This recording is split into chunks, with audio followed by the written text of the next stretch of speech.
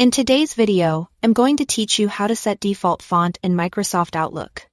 Having a consistent default font helps your emails look professional and easy to read, and it saves you time since you won't have to reformat every new message.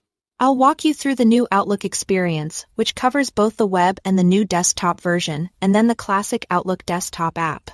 If you are using the new Outlook, start by opening Outlook and clicking the settings gear icon in the top right corner.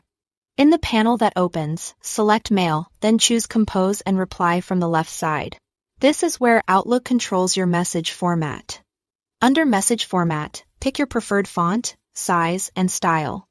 You'll see a live preview, so take a moment to choose something readable and consistent with your brand or personal style.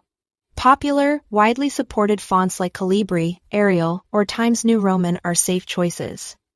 And sizes around 11 or 12 points work well for most recipients.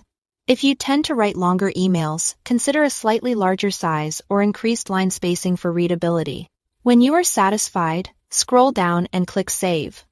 These settings will apply to new emails you compose going forward in the new Outlook on both web and desktop.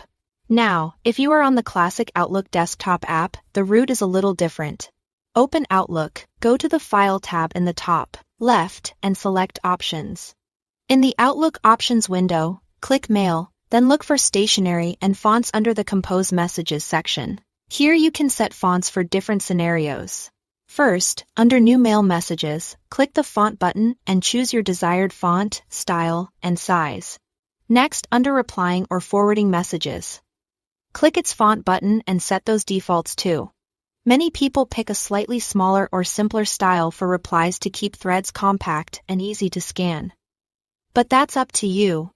When you are done, click OK in the font dialog, then OK again in the Stationery and Fonts window to save your changes. Close the Options window, and you are set. That's all you need to set your default font in Microsoft Outlook.